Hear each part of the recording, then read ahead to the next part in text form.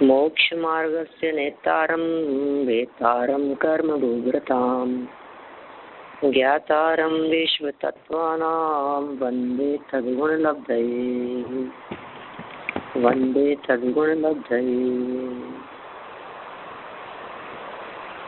तत्वार्थ सूत्र नामक ये ग्रंथ है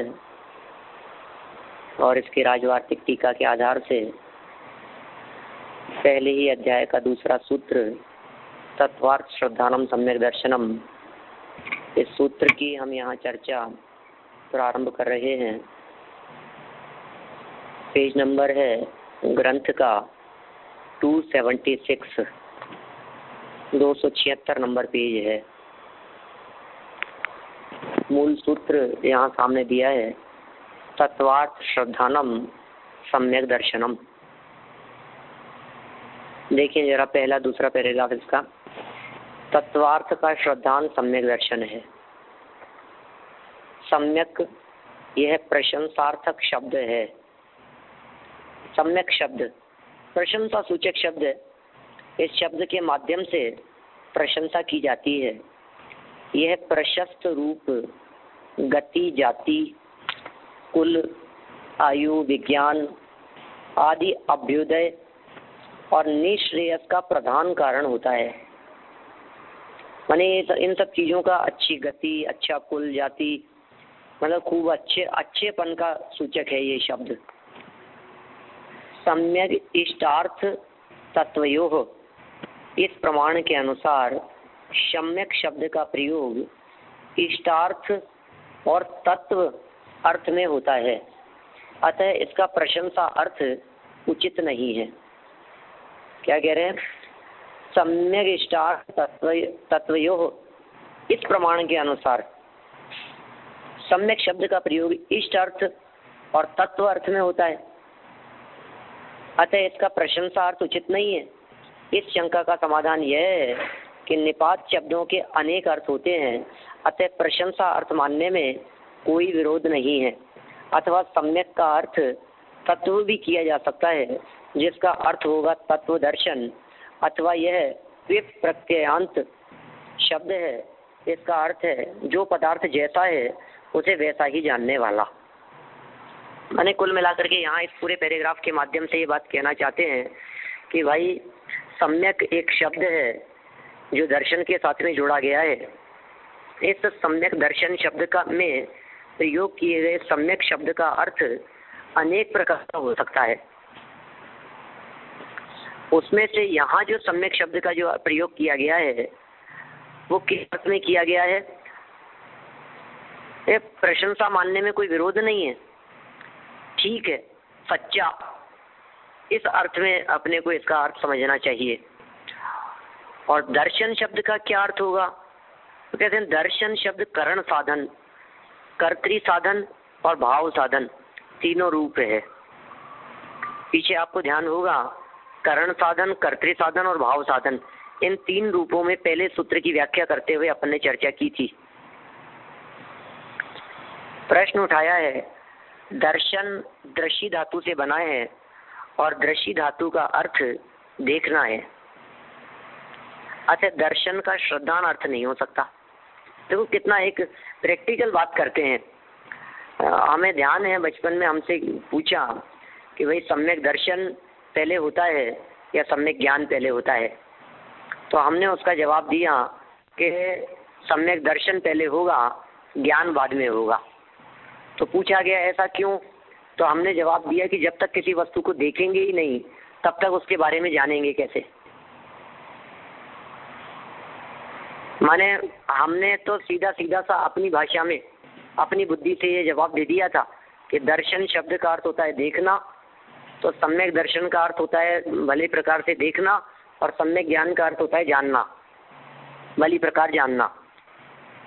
जब तक किसी वस्तु को हम देखेंगे नहीं तब तक जानेंगे कैसे? उसी प्रकार की शंका यहाँ शिष्य के माध्यम से की जा रही है कि भाई दर्शन जो धातु है ये दृष्टि धातु से बना है। दर्शन शब्द दृष्टि धातु से बना है और दृष्टि का अर्थ होता है देखना। इसलिए दर्शन का अर्थ जो आप श्रद्धान कर रहे हो ये बात हमारे को कुछ जच नहीं रही है। उत्तर, धातुओं के अनेक अर्थ होते हैं, इसलिए उनमें से श्रद्धान अर्थ भी ले लिया जाएगा। धातुओं के बहुत सारे अर्थ होते हैं, श्रद्धान अर्थ भी ले लिया जा सकता है, उसमें क्या है।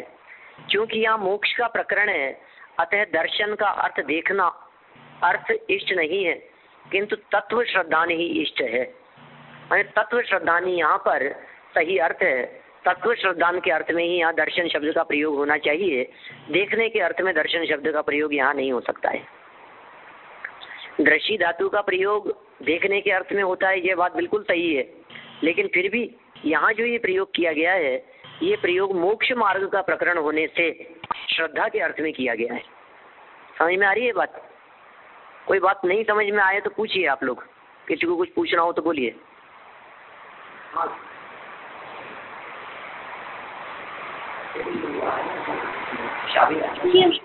फर्स्ट पैराग्राफ में शंका कहाँ से कहाँ तक है? हाँ जी, जो पैराग्राफ 1 है उसमें ये शुरू से जो बता रहे, शंका है शुरू से जो बता रहे हैं, शंका कहाँ नहीं से? नहीं, ये तो खुद ही आचार्य देव ही जवाब दे रहे हैं, खुद ही आचार्य देव खुद ही चर्चा उठा करके जवाब दे रहे हैं। इसमें बीच में लिखा है ना, इस शंका का समाधान यह है, तो शंका कहाँ, शंका कौन सी है इसमें? इसका प्रशंसा अर्थ उचित नहीं है, ये शंका। मतलब इस सम्यक शब्द का अर्थ प्रशंसा न करें अपन, मतलब प्रशंसा उचित नहीं है, यदि ये बात कही जाए तो इसका समाधान ये है कि प्रशंसा अर्थ करने में कोई विरोध नहीं है। ऐसा सम्यक शब्द का जो प्रयोग किया गया है उसमें शिष्य की शंका ये है कि यहाँ प्रशंसा अर्थ उचित नहीं है, और इसका समाधान करते हुए आचार्य देव कहना चाह रहे हैं कि प्रशंसा अर्थ मानने में कोई विरोध नहीं है। ख्याल में आ रही है क्या बात? ठीक है, ठीक। हाँ हाँ,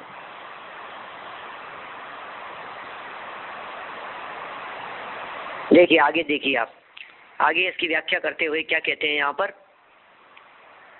दर्शन शब्द तो ये हो गया ना प्रकरण, देखना अर्थ इष्ट नहीं है, किंतु यहाँ तत्व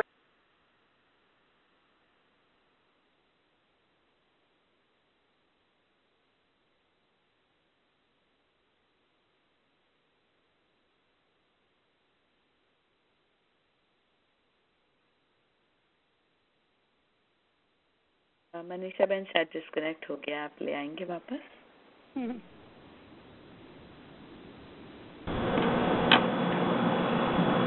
हाँ हाँ प्रभा बहन, मैं लेके आती हूँ।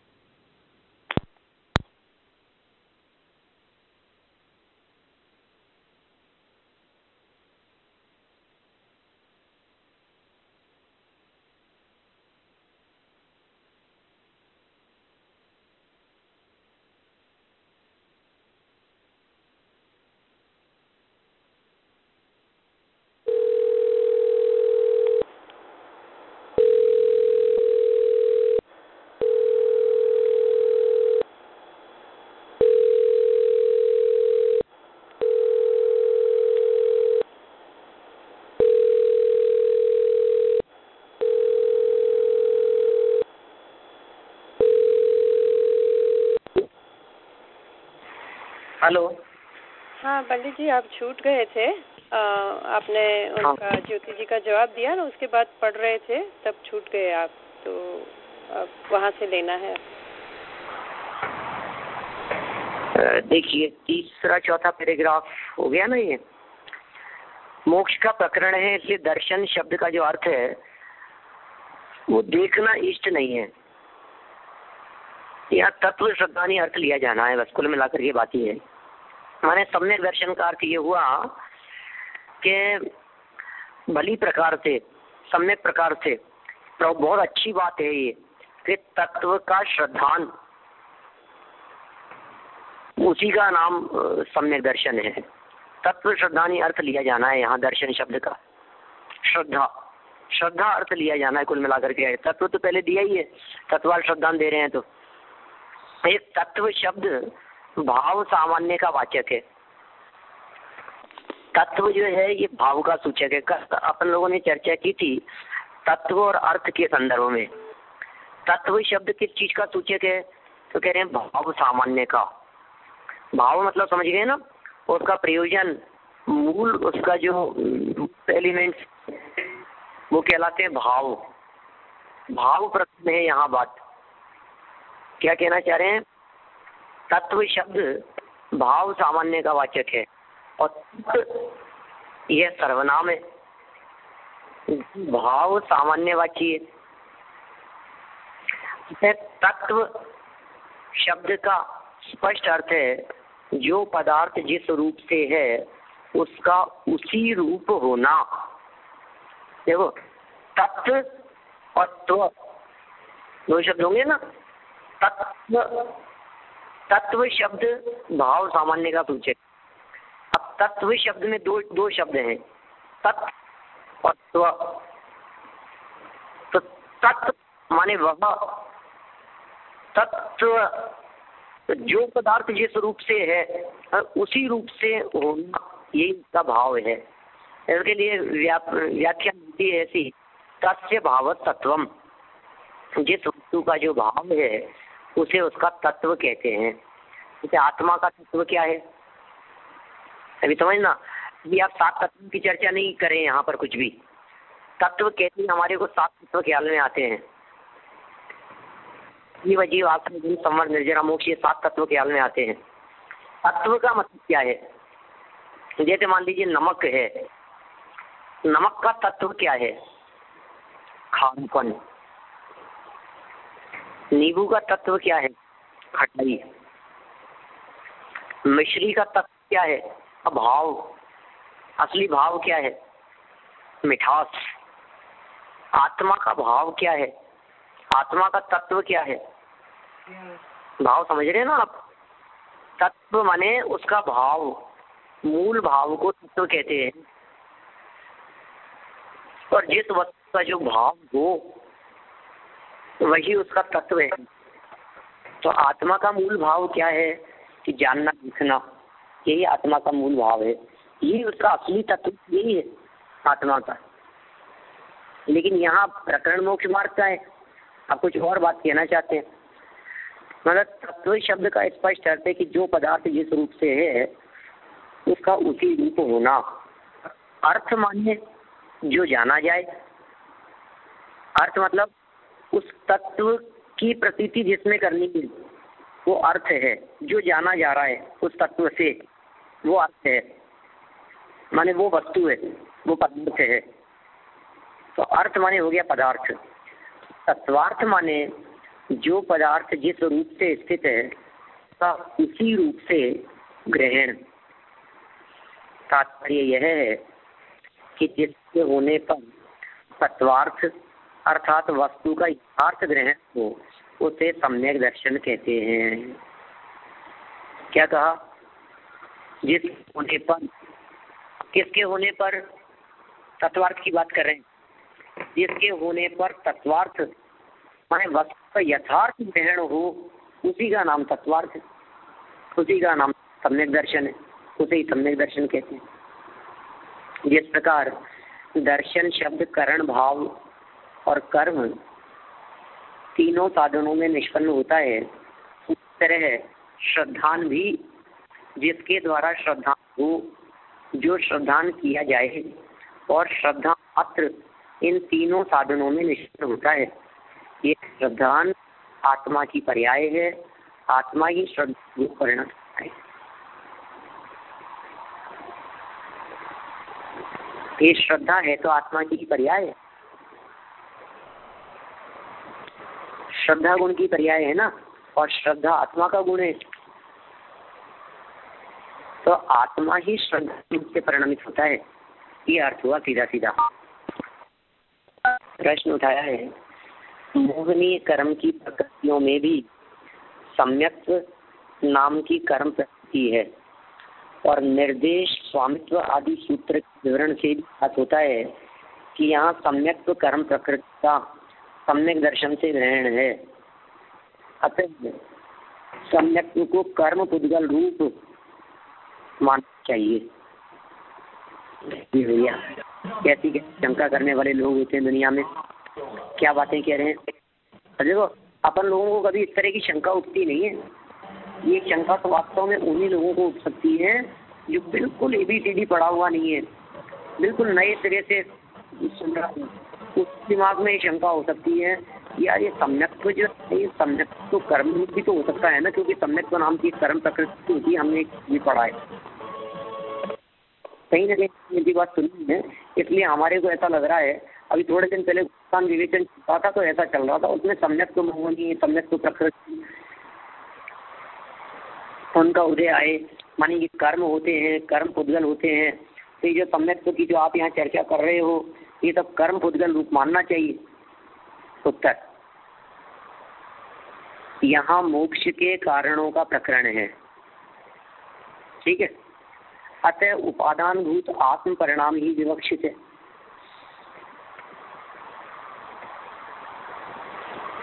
औपशमिक आदि सम्यक दर्शन सीधे आत्म स्वरूप ही है।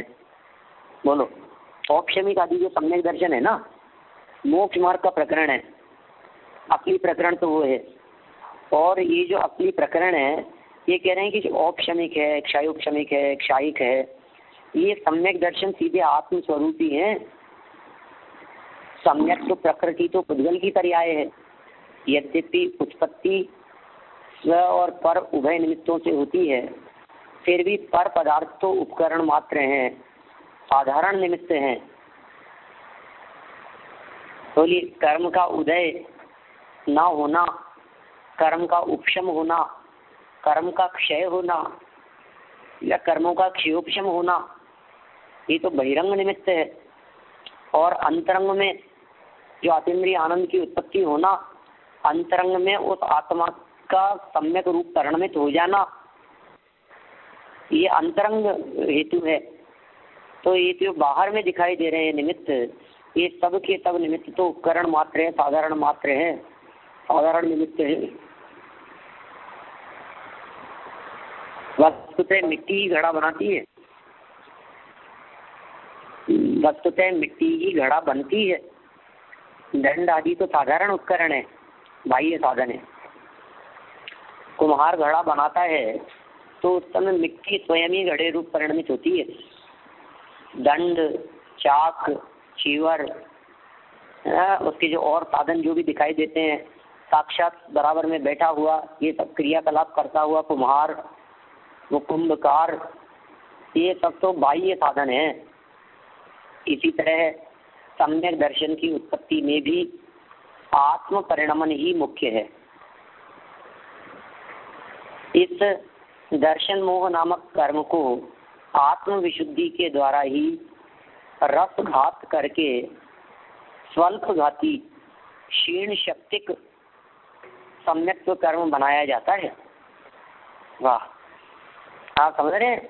ये मोहनी कर्म की जो प्रकृति है, जो दर्शन मोहनी कर्म की प्रकृति है, फिर दर्शन मोहनी कर्म की प्रकृति को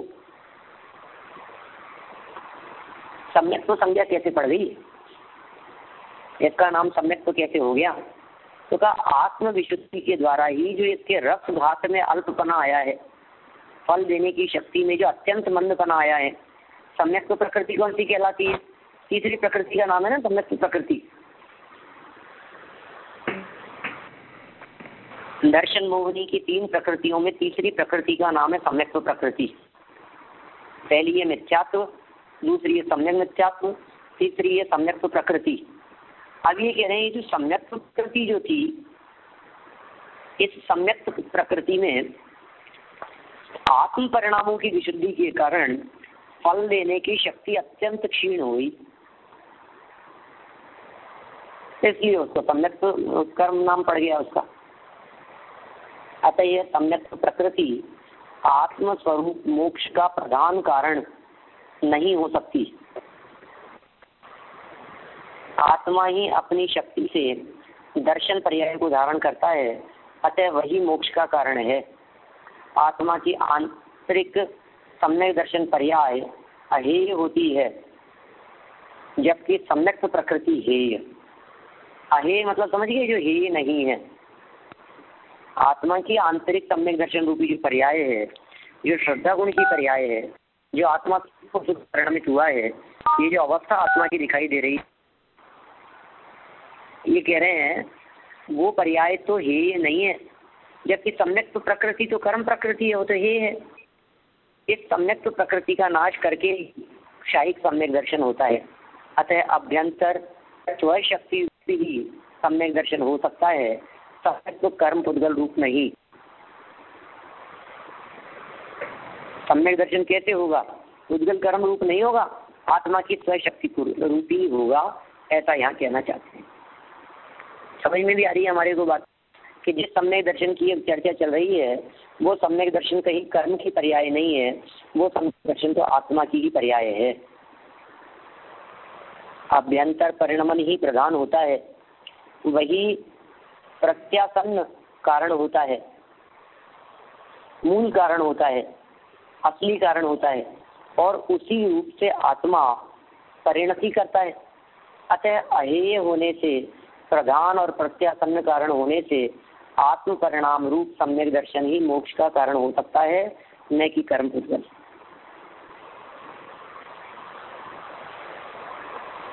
बहुत मतलब शब्द थोड़े से हो सकता है आपको नए लगे, नहीं सुने हमने ऐसे लगे, भाषा थोड़ी सी पुरानी है, लेकिन बात यही कहना चाह रहे हैं कि भैया सम्यक दर्शन तो आत्मा का परिणाम है, वो आत्मा का परिणाम ही आत्मा के मोक्ष का कारण हो सकता है।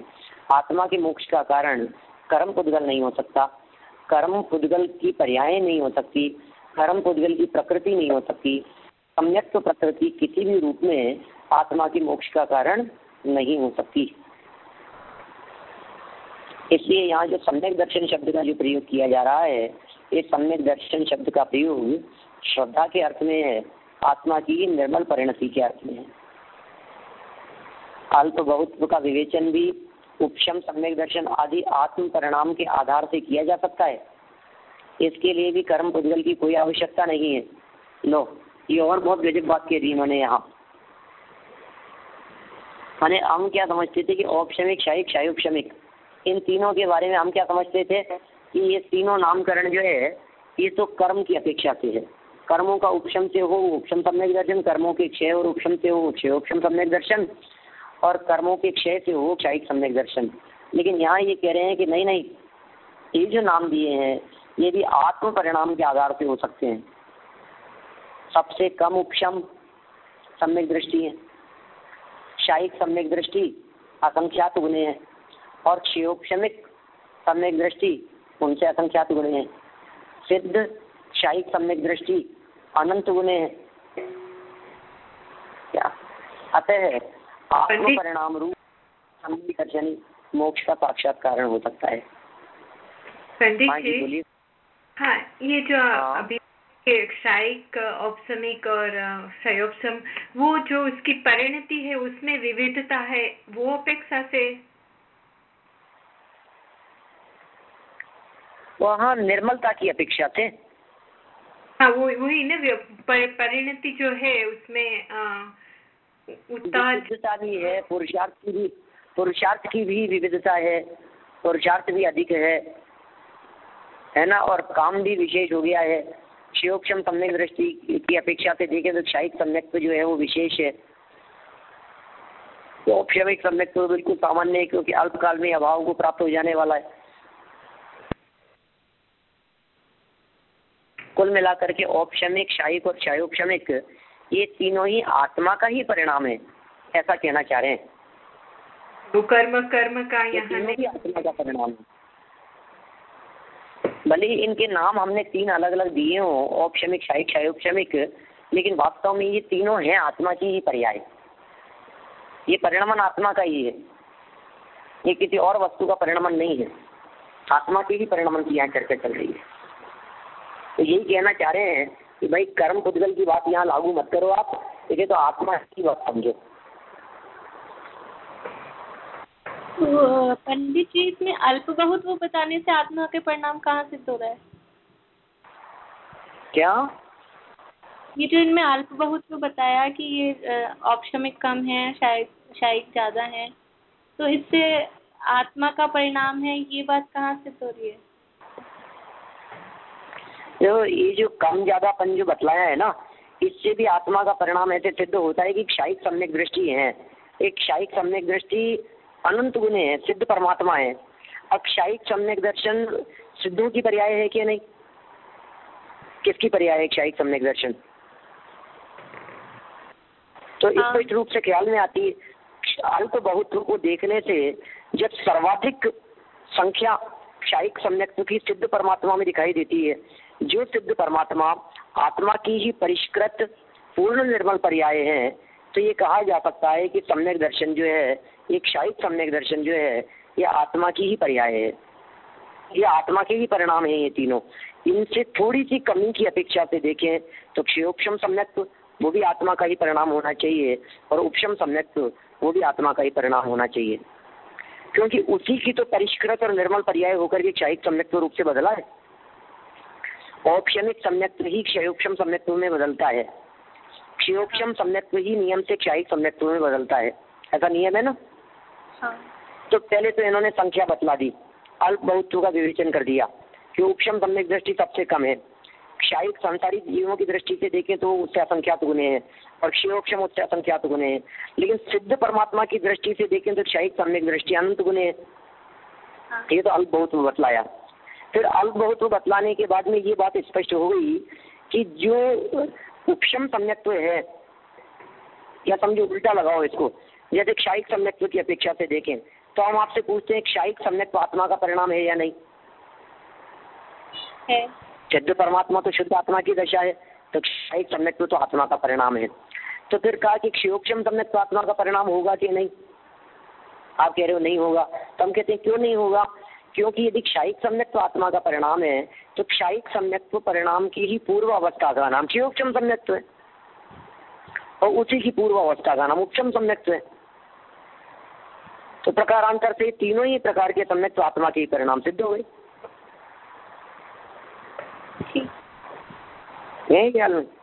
हाँ। अल्प बहुत्व का विवेचन भी उपशम सम्यक दर्शन आदि आत्म परिणाम के आधार से किया जा सकता है। क्या कह रहे हैं? वो विवक्षा तो अपने उपयोग में रखनी ही है। कौन सी? कि औपशमिक, क्षायिक, क्षयोपशमिक, ये तीन जो भेद किए गए हैं, ये भेद तो कर्म की अपेक्षा से हैं। निश्चय से देखेंगे तो सम्यक दर्शन आत्मा के श्रद्धा गुण की ही पर्याय है। श्रद्धा गुण की पर्याय सामान्य की अपेक्षा से देखें तो फिर उनका नामकरण क्या होगा? कि सम्यक श्रद्धा, यही नाम होगा, और कोई नाम नहीं हो सकता है। सम्यक दर्शन यही नाम होगा। औपशमिक, क्षायिक, क्षयोपशमिक ये तीन नाम नहीं पड़ेंगे। तो फिर ये तीन भेद किस अपेक्षा से पढ़ते हैं? बोले तीन भेद तो कर्म की अपेक्षा से पढ़ते हैं, लेकिन क्योंकि यहाँ अपने को ये सिद्ध करना है कि सम्यक दर्शन कर्म पुद्गल का परिणाम नहीं है, सम्यक दर्शन तो आत्मा का परिणाम है, तो ये कह रहे हैं कि उपशम आदि को भी आत्मा के परिणाम के आधार पर घटित किया जा सकता है। उपशम सम्यक दर्शन आदि के बारे में भी ये कहा जा सकता है कि आत्मा का ही परिणाम है। तो फिर आप कैसे सिद्ध करोगे उसको? कि हम बता रहे हैं ना, अल्प बहुत्व के आधार पर सिद्ध करेंगे। देखो, यदि अल्प बहुत्व शब्द का प्रयोग नहीं करते तो समझना बहुत बड़ी प्रॉब्लम क्रिएट हो जाती।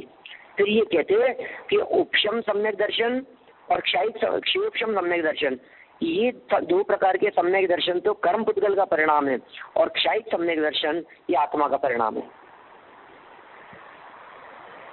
क्योंकि हम तो आत्मा का परिणाम उसी को मानेंगे जो आत्मा में हो। तो कौन से आत्मा में हो? जो सिद्ध आत्मा में हो, आत्मा की पूर्ण विकसित, पूर्ण निर्मल, पूर्ण शुद्ध पर्याय है ना, बिल्कुल खरी सोने ताऊ का सोना, 24 कैरेट वाला जो सोना है, ऐसा स्वर्ण जो शुद्ध है बिल्कुल, उसमें जो है वो आत्मा में है, और उसमें जो नहीं है वो आत्मा में नहीं है। ये व्याख्या है ना आत्मा की। आत्मा कितना बड़ा है, आत्मा में कौन से गुण हैं, आत्मा में क्या है और क्या नहीं है, इस चीज की हमारे को पहचान करनी हो, क्योंकि सिद्धों से मिलान करके देख लो। सिद्धों से मिलान करके देखोगे तो क्या दिखेगा आपको?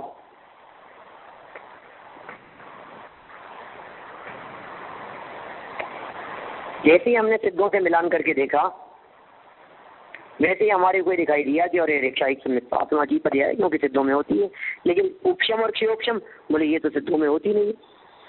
बोले उपशम और क्षयोपशम तो आत्मा की पर्याय नहीं हो सकती है। बोलो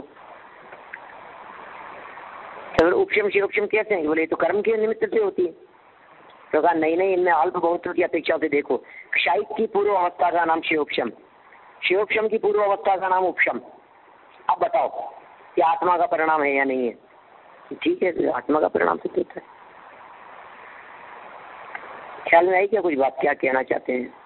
ये है अल्प बहुत वो शुद्ध और अशुद्ध के लिए है ना? हाँ जी, शुद्ध और अशुद्ध, जो अल्प बहुत का। अल्प बहुत शब्द का अर्थ तो होता है कंपेरिजन, तुलनात्मक, कीना दिखता, लेकिन उपशम की दृष्टि से कम ज्यादा पना। हाँ जी, जो क्षयोपशम है, जो औपसमिक की तुलना में क्षयोपशम ज्यादा है ना, ऐसी तुलना औपशमिक की तुलना में हाँ ज्यादा है ना। हाँ।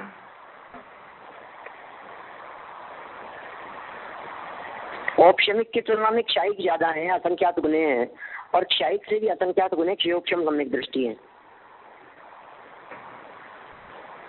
दुनिया में संसार दशा में क्षयोपशम सम्यक दृष्टियों की संख्या सबसे ज्यादा है संसार में, और सिद्धों को यदि शामिल कर ले हैं तो फिर वे क्षायिक सम्यक दृष्टि अनंत गुणे हैं।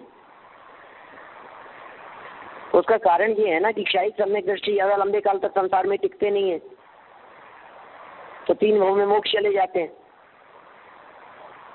तो तीसरे चौथे भाव के अंदर जो मोक्ष चला जाएगा वो क्षायिक सम्यक तो यहाँ से तो कम होते जाते हैं संसार से तो, और क्षयोपशम सम्यक का उत्कृष्ट काल आप जानते ही 66 सागर है, तो संसार में बहुत लंबे काल तक बने रहते हैं। 66 सागर है, फिर छूट जाए तो फिर 66 सागर और हो जाए, 132 सागर हो जाए, बहुत लंबा काल हो गया। यहाँ तो यही बात रही कि आत्म परिणाम रूप सम्यक दर्शनी मोक्ष का साक्षात्कार है। मोक्ष का असली कारण तो आत्म परिणाम वाला सम्यक दर्शनी है। ये अच्छा देख लिया, भला दिखाई दे रहा है, ठीक है ना, देखने के अर्थ वाला वो सम्यक दर्शन यहाँ इष्ट नहीं है, श्रद्धा वाला सम्यक दर्शन इष्ट है। चलिए और देखते हैं 17 से 21 ये और पढ़ देता हूं मैं एक पैराग्राफ। प्रश्न, अर्थ श्रद्धान कोई सम्यक दर्शन कहना चाहिए या तत्व पद व्यर्थ है? इससे सूत्र में भी लघुता आएगी। वो कितने मतलब सूत्र में लघुता आएगी, लघुता का मतलब कमी, सूत्र छोटा हो जाएगा। आपको पता है ये बहुत प्रसिद्ध पंक्ति है, उक्ति है इस प्रकार की कि दिगंबर मुनिराजों को, साधुओं को, जैन संतों को यदि अपने लेखन कार्य में सूत्र में एक अक्षर भी कम होता हुआ प्रतीत होवे तो वे उस अक्षर को कम करके ऐसा अनुभव करते हैं, इतने आनंद का अनुभव होता है जैसे मानो किसी पुत्र रत्न की प्राप्ति हुई हो। ये प्रसिद्ध कहावत है। एक एक अक्षर, इसलिए यहाँ तर्क कर रहे हैं कि तत्व की जरूरत नहीं थी, अर्थ ही कह देते अकेला, अर्थ से काम चल जाता। अर्थ श्रद्धान सम्यक दर्शनम, वस्तु के श्रद्धान को सम्यक दर्शन कहते हैं। तत्व तो उसके अंदर शामिल होगा ही ना, वस्तु की श्रद्धा करेंगे तो वस्तु के अंदर उसका भाव तो शामिल होगा ही, तो तत्व की कोई जरूरत नहीं। ऐसे सूत्र भी छोटा हो जाएगा और बात भी क्लियर हो जाएगी। इसका उत्तर दे रहे हैं, यदि तत्व पद न दिया जाए सभी अर्थों के श्रद्धान का नाम सम्यक दर्शन हो जाएगा। बोलो। मिथ्यावादी प्रणीत अर्थ भी उनके द्वारा जाने तो जाते ही हैं, पर वे तत्व नहीं है। बोलो भाई, पदार्थों की चर्चा तो सभी मिथ्यावादी लोग भी करते हैं ना, जो अन्य मतावलंबी है। अर्थ शब्द के अनेक अर्थ हैं, अतः संदेह भी होगा कि किस अर्थ के श्रद्धान को सम्यक दर्शन कहा जाए। वैशेषिक शास्त्र में द्रव्य, गुण और कर्म, इन तीन पदार्थों की अर्थ संज्ञा है। वैशेषिक शास्त्रों में वो अर्थ किसे कहते हैं? हम लोग तो अर्थ शब्द का मतलब क्या जानते हैं? पदार्थ। हमारे यहाँ अर्थ शब्द का मतलब क्या है? वस्तु। 7 पदार्थों की चर्चा करेंगे, जैसे आगे जीव, अजीव, आत्मा, समर्थ, जरा, मोक्ष। ठीक है। वैशेषिक शास्त्रों में, उनके ग्रंथों में द्रव्य, गुण और कर्म, इन तीन को ही अर्थ संज्ञा है। आप यहाँ किस अर्थ से आए? यहाँ अर्थ शब्द का प्रयोजन अर्थ है। बोलो, आप यहाँ किस अर्थ से आए? इस वाक्य के अंदर अर्थ शब्द का क्या मतलब है? प्रयोजन। अर्थ माने प्रयोजन हो गया ना। किस अर्थ आना हुआ आपका? यहाँ किस अर्थ आना हुआ? किस अर्थ माने किस प्रयोजन से आना हुआ? फिर देखो तीसरा प्रयोग बतलाते हैं। अर्थवान देवदत्त है। में अर्थवान का अर्थ धनवान है। अर्थवान, जब ऐसे शब्दों का प्रयोग करते हैं, अर्थवान देवदत्त है। देवदत्त अर्थवान है, देवदत्त धनवान है, यही अर्थ होगा इसका। देवदत्त वैभव संपन्न है। तो अर्थ शब्द का प्रयोग क्या क्या हो गया कि देखो, एक अर्थ शब्द का मतलब हो गया प्रयोजन, एक अर्थ शब्द का हो गया पदार्थ के रूप में, और एक अर्थ शब्द का मतलब हो गया धन के अर्थ। शब्दार्थ संबंध में अर्थ का तात्पर्य अभिधेय है। शब्दार्थ संबंध की हम बात करें तो इसका मतलब उसका तात्पर्य क्या है, जब इसका अर्थ बतलाओ तो इसका तात्पर्य क्या है। इस तरह अर्थ शब्द के अनेक अर्थ होते हैं। इसलिए यदि हम अर्थ श्रद्धान को सम्यक दर्शन कहते, तत्व शब्द नहीं जोड़ते, तो फिर अर्थ शब्द का कौन सा अर्थ लिया जाता, इस तरह से भी भ्रम होने की संभावना रहती। यह तो अनुचित है। इस सभी अर्थों के श्रद्धान को सम्यक दर्शन मानने पर सभी अर्थ का अनुग्रह हो जाएगा। आपको सर्वानुग्रह से द्वेष क्यों है? देखो क्या एक शिष्य कह रहा है, ये तर्क तो अनुचित है साहब, सभी अर्थों को श्रद्धान मानने में आपको क्या ऐतराज है? उसमें द्वेष क्यों है? क्योंकि असत अर्थों का श्रद्धान सम्यक दर्शन नाम नहीं पा सकता। ये जवाब है उसका। क्योंकि असत अर्थों का श्रद्धान सम्यक दर्शन नाम नहीं पा सकता, अतः सर्वानुग्रह के विचार से ही सन्मार्ग प्रदर्शन बुद्धि से अर्थ के साथ तत्व विशेषण लगा दिया है, जिससे लोग असत अर्थों में न भटक जाए। सीधा सीधा का अर्थ इन्होंने कर दिया यहाँ कि हमने यहाँ क्या कह दिया कि लोग सभी अर्थों के अंदर न भटक जाएं, इधर उधर न उलझ जाएं। इसलिए हम आपको ये बात कह रहे हैं कि हमने तत्व शब्द लगा दिया। सन्मार्ग प्रदर्शन बुद्धि से। यद्यपि अर्यते इति अर्थ है, अर्थात जो जाना जाए वह अर्थ, इस व्युत्पत्ति के अनुसार मिथ्यावादी प्रणीत अर्थ तो ज्ञेय हो ही नहीं सकते, क्योंकि वे अविद्यमान है। अतः अर्थ पद का इतना विशिष्ट अर्थ करके ही तत्व पद का कार्य चलाया जा सकता है। किंतु मिथ्यात्व के उदय में इस आत्मा को अस्ति नास्ति, नित्य अनित्य आदि एकांतों में मिथ्या अर्थ बुद्धि होने लगती है। जैसे कि पित्त ज्वर वाले को मधुर रस भी कटुक मालूम होता है। अतः इन एकांत अर्थों का निराकरण करने के लिए तत्व पद दिया ही जाना चाहिए। इस तरह से तत्व पद की उपयोगिता बतला रहे हैं। ये तत्व पद क्यों दिया जाना चाहिए, तत्व पद देने का फिर प्रयोजन क्या है। देखिए आगे, यद्यपि तत्व ही अर्थ है, ये विग्रह करने पर तत्व के कहने से कार्य चल जाता है। लो साहब, अभी जो अपन ने 17 से 21 वाला पैराग्राफ पढ़ा है, इसमें शिष्य ये कहना चाहता था कि अकेले अर्थ श्रद्धान को ही सम्यक दर्शन कह दो, तत्व की जरूरत नहीं है। अब 22 से 25 वाला जो ये पैराग्राफ अपन आगे पढ़ रहे हैं, इसमें शिष्य कहना चाह रहा है कि भाई एक बात सुनो, आप अकेले तत्व के श्रद्धान को ही सम्यक दर्शन कह दो, अर्थ की बात ही मत करो। अकेला तत्व ही अर्थ है, उसमें काम चल जाएगा, तत्व के कहने से ही काम चल जाता है। अर्थ की निर्दोष प्रतिपत्ति के लिए क्या क्या मतलब है? फिर भी अर्थ पद का ग्रहण, देखो फिर भी अर्थ पद का ग्रहण क्यों किया है? कि निर्दोष प्रतिपत्ति के लिए किया गया है। ये जवाब भी दे दिया इन्होंने। मैंने स्वयं ही ये बात उठा करके कह दी है कि कोई व्यक्ति यदि ये कहे कि तत्व कहने से ही काम चल जाएगा तो ऐसी बात भी नहीं है। अर्थ पद का ग्रहण निर्दोष प्रतिपत्ति के लिए किया गया है। यथा यदि तत्व है, इस श्रद्धान को सम्यक दर्शन कहा जाए तो एकांतवादियों को भी नास्ति आत्मा इत्यादि रूप से श्रद्धा होती है, अतः उनकी श्रद्धा को भी सम्यक दर्शन कहना होगा। यदि तत्व की श्रद्धा को सम्यक दर्शन कहा जाए तो तत्व अर्थात भाव सामान्य की श्रद्धा भी सम्यक तो कही जाएगी। तत्व भाव सामान्य एक स्वतंत्र पदार्थ है, यह मान्यता वैशेषिकी है।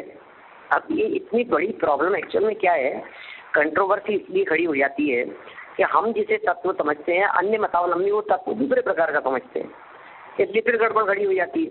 अकेले तत्व को यदि हम स्वतंत्र पदार्थ माने, स्वतंत्र पदार्थ मानते हैं तत्व को, हम तत्व को पदार्थ नहीं मानते, हम तत्व को वस्तु का भाव समझते हैं, हम तत्व को वस्तु के कुछ एलिमेंट जो हैं वो समझते हैं, वो तत्व हैं। जबकि वैशेषिक ऐसा मानते हैं कि तत्व नाम के स्वतंत्र पदार्थ हैं। वे ये भी कहते हैं कि द्रव्यत्व गुणत्व कर्मत्व आदि सामान्य द्रव्यादि से भिन्न है, अथवा तत्व एकत्व पुरुषार्थ रूप ही ये जगत है। इस ब्रह्मेकवाद के श्रद्धान को भी सम्यक दर्शनत्व का प्रसंग प्राप्त होगा। यदि अर्थ श्रद्धान को सम्यक दर्शन कहेंगे तब तो वो समस्या आ जाएगी कि अर्थ बहुत सारे हैं, किस अर्थ में लिया जाए। और ये तत्व श्रद्धान को सम्यक दर्शन कहेंगे तो तत्व तो कहते हैं एकत्व, एको ब्रह्म द्वितीय नास्ति, ऐसी चर्चा करने वाले उसी को तत्व स्वरूप कहते हैं। तो उसके श्रद्धान को, उस ब्रह्म एक के श्रद्धान के सम्यक दर्शन मानने का प्रसंग प्राप्त होगा, किंतु ये उचित नहीं है, क्योंकि अद्वैतवाद में क्रियाकारक आदि समस्त भेद व्यवहार का लोप हो जाता है। यदि तत्व रूप से श्रद्धान को सम्यक दर्शन कहते हैं तो किसका श्रद्धान, किसमें श्रद्धान, ये प्रश्न खड़े रहते हैं। अतः अर्थ पद का ग्रहण अत्यंत आवश्यक है। अर्थ पद का ग्रहण करने से किसका श्रद्धान और किसमें श्रद्धान, ये प्रश्न खड़ा नहीं होता।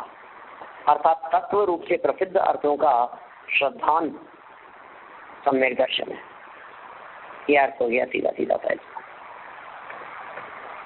दो पैराग्राफ और हैं, बहुत छोटे छोटे से, यद्यपि अपना समय हो गया है, फिर भी मैं आगे वाले दोनों पैराग्राफ पढ़ देता हूँ। कोई बात नहीं समझ में आएगी तो कल अपन और चर्चा करेंगे, और समझ में आ जाएगी तो आगे बढ़ेंगे। देखिए, कोई वादी इच्छा पूर्वक श्रद्धान को सम्यक दर्शन कहते हैं तो उनका यह मत ठीक नहीं है, क्योंकि मिथ्या दृष्टि भी बहुश्रुतत्व दिखाने के लिए या जैन मत को पराजित करने के लिए अर्हत वचनों का झूठा ही श्रद्धान कर लेते हैं। जैन शास्त्रों को पढ़ते हैं इच्छा के बिना, तो ये हो ही नहीं सकता। अतः इन्हें भी सम्यक दर्शन मानना होगा, इच्छा पूर्वक श्रद्धान को। यदि इच्छा का नाम सम्यक दर्शन हो तो इच्छा तो लोभ की पर्याय है, निर्मोही केवली के तो इच्छा नहीं होती, अतः केवली के सम्यक्त्व का अभाव हो जाएगा। आप गजब तर्क दे रहे हैं, आप कह रहे हैं कि साहब इच्छा को यदि मान लो, आप इच्छा पूर्वक श्रद्धान को सम्यक दर्शन कह दो तो केवली की तो इच्छा नहीं होती है ना, उनके सम्यक्त्व का अभाव मानना पड़ेगा। अतः जिसके होने पर आत्मा यथाभूत अर्थ को ग्रहण करता है उसे सम्यक दर्शन कहते हैं, यही लक्षण उचित है। सम्यक दर्शन दो प्रकार का है, राग सम्यक दर्शन, वीतराग सम्यक दर्शन। ठीक है। प्रशम, संवेग, अनुकंपा और आस्तिक्य, ये जिसका स्वरूप अभिव्यक्त होता है। प्रशम, संवेग, अनुकंपा और आस्तिक्य से जिसका स्वरूप अभिव्यक्त होता है वह सराग सम्यक दर्शन है। रागादि की शांति प्रशम है, संसार से डरना ये संवेग है, और प्राणी मात्र में मैत्री भाव के अनुकंपा है। जीवादि पदार्थों के यथार्थ स्वरूप में अस्थि बुद्धि होना यह आस्तिक्य है। मोहिनी की 7 कर्म प्रकृतियों का अत्यंत विनाश होने पर आत्म विशुद्धि रूप वीतराग सम्यक तो होता है, पर सराग सम्यक तो साधन ही होता है। वीतराग सम्यक दर्शन साध्य भी। बहुत सुंदर इसमें कुछ बातें कही है। प्रशम, संवेग, अनुकंपा, आस्तिक्य की भी बहुत सुंदर चर्चा की है। कल इस प्रकरण को दोबारा देखते हुए सन्नित्र का दधि घुमातुआ एक शक्ति के आधार पर जो देख किए हैं वहाँ पे चर्चा को आगे बढ़ाएंगे। आज का समय अपना मतलब हो गया है, मैं यही विराम देता हूँ। किसी को कुछ पूछना हो तो बोलिए।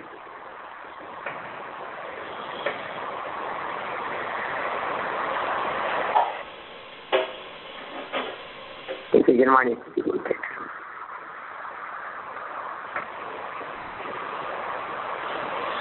वाणी के ज्ञान से सूझे लोकालोक, तो वाणी मस्तक नमो सदा दे सदा दे। सुनो बाणों का मंत्र।